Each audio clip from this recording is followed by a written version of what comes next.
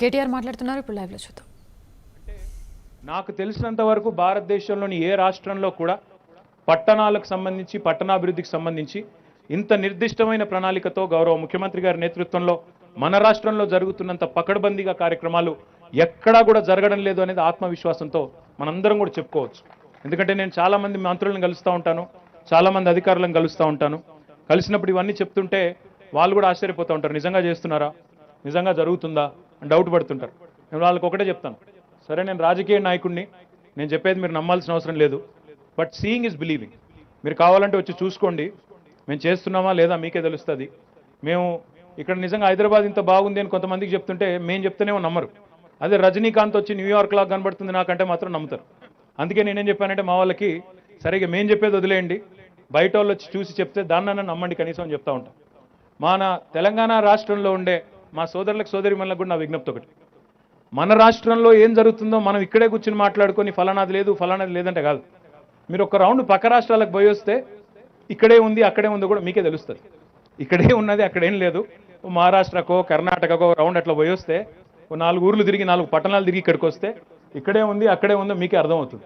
లేకపోతే ఇక్కడే కూర్చొని ఇది బాలేదు అది బాలేదు అనడం చాలా easy. Arm chair criticism is the easiest thing on the planet. కానీ to contribute to the cause, to contribute to the state, to contribute to the city, to contribute to your division, to contribute to your ward, that's more difficult. Individual social responsibility and owning up to it is more difficult. I urge all of you to participate with the government in the government's initiatives, in the initiatives of the local bodies.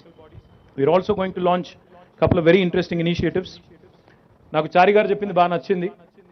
ప్రతి శనివారం నేను సత్యనారాయణ గారిని అరవింద్ కుమార్ గారిని కోరుతా ఉన్నాను, అన్ని మున్సిపాలిటీలని అందరు municipal కమిషనర్లని municipal చైర్మన్లని sensitise చేద్దాం. ప్రతి శనివారాన్ని రీథింక్ డేగా, ఆర్ఆర్ఆర్ డేగా మార్చుకుందాం. మార్చుకొని ఆ రోజు మొత్తం ఆర్ఆర్ఆర్ అంటే రెడ్యూస్ రీయూజ్ రీసైకిల్ అనే నినాదంతో ప్రతి శనివారం కూడా నిర్దిష్టమైన కార్యక్రమాలు ఇచ్చి దాన్ని సమర్థవంతంగా అమలు చేయాలని చెప్పి సత్యనారాయణ గారిని అరవింద్ కుమార్ గారు కూడా నేను కోరుతా ఉన్నాను. ఈ దిశగా ఒక మీటింగ్ ఆర్గనైజ్ చేయండి, నేను కూడా వస్తాను. చారి గారిని పద్మనాభయ్య గారిని కూడా రమ్మందాం, అందరం కలిసి ఎందుకు చేయాలి ఈ మాట అని చెప్పి కూడా అర్థమయ్యేటట్టు చెప్దాం. దాంతోపాటు మా మహిళా సోదరిమణులు ఎవరైతే వారు ఇందాక మాట్లాడారు, వారి అనుభవాలు కూడా ఇతరులకు తెలిసే విధంగా వారిని కూడా కొంతమంది బెస్ట్ పర్ఫార్మింగ్ ఎస్హెచ్జీస్ ఏవైతే ఉన్నాయో వారిని కూడా పిలవండి. తద్వారా మనం ఒక మంచి ప్రణాళికబద్ధమైన ఆలోచన చేసిన వాళ్ళం అవుతాం. తర్వాత సైంటిఫిక్ ప్రాసెసింగ్ యూనిట్స్ కూడా పెట్టబోతా ఉన్నాం అన్ని యుఎల్బీస్లో.